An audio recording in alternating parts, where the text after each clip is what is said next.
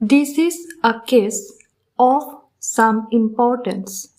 In it arise an unusual number of questions of fact, and it will require the utmost of your good judgment and your care and attention to determine those questions of fact accurately in order that justice may be done between the parties.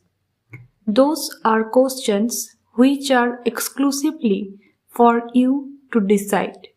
While you will get your instructions with respect to the law entirely from the court, and you need give no consideration to what counsel have said to you about questions of law. The matters of fact are peculiarly and exclusively your province. The suit is brought to recover damages for personal injuries which it is alleged on the part of the plaintiff were caused by negligence on the part of the employees of the defendant company.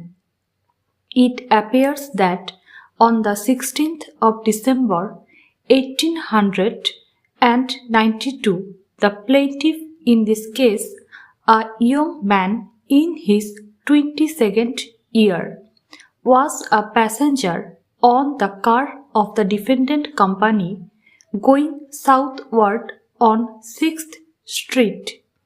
Just prior to the time of the accident, he was standing on the front platform on the east side of the car, leaning against the brass railing, and, as he says, with his hands upon it.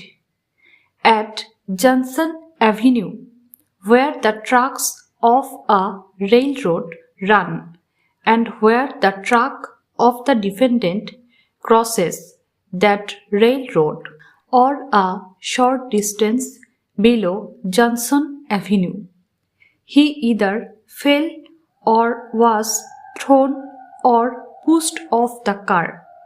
He fell upon the street.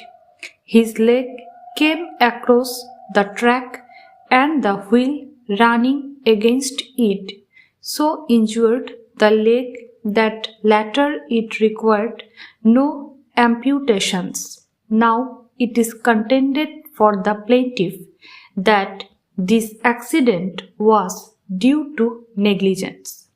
Negligence is a want of due and proper care, such care as a man of ordinary judgment and prudence would exercise under the circumstances of the case.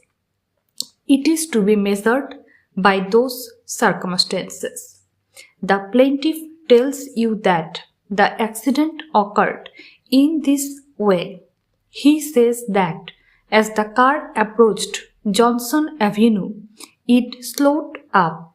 The conductor got off of the car on the west side, ran ahead across the tracks on Johnson Avenue, signaled to the car to come along, that the car then crossed the tracks on Johnson Avenue, and that then the conductor jumped on to the front step on the west side, that at this time there were 6 or 7 people standing upon the front platform, that the conductor in jumping on to the step pushed against this set of people, added that thus he who was on the other side of the platform on the east side was jumped or crashed off into the street.